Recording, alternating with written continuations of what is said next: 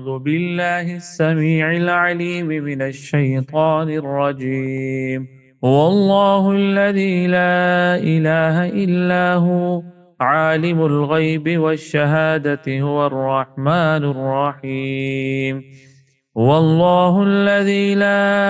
إله إلا هو الملك القدوس السلام المؤمن المهيمن العزيز الجبار المتكبر سبحان الله عما يشركون. هو الله الخالق البارئ المصور له الأسماء الحسنى يسبح له ما في السماوات والأرض وهو العزيز الحكيم. صدق اللہ العظیم. واللہ،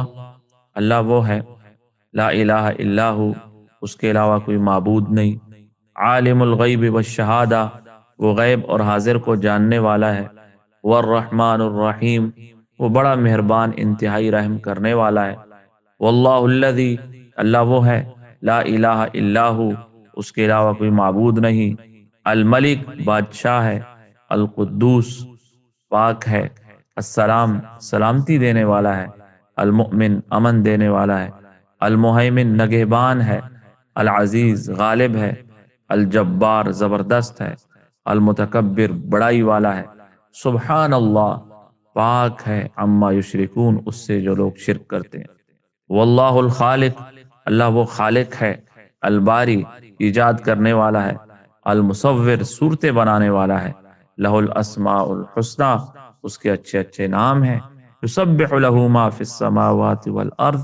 زمین و آسمان کی ہر چیز اس کی پاکی بیان کرتی ہے،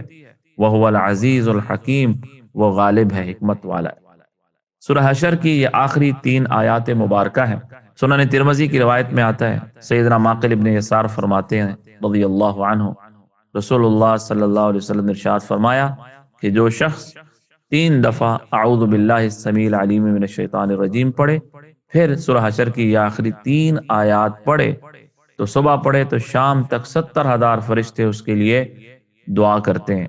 اور شام کو پڑھے تو صبح تک 70,000 فرشتے اس کے لیے دعا کرتے ہیں، اور اگر اس کا انتقال ہو جائے تو اللہ شہادت کی موت عطا فرماتے ہیں۔ تو اس لیے اس پر عمل کرنا چاہیے،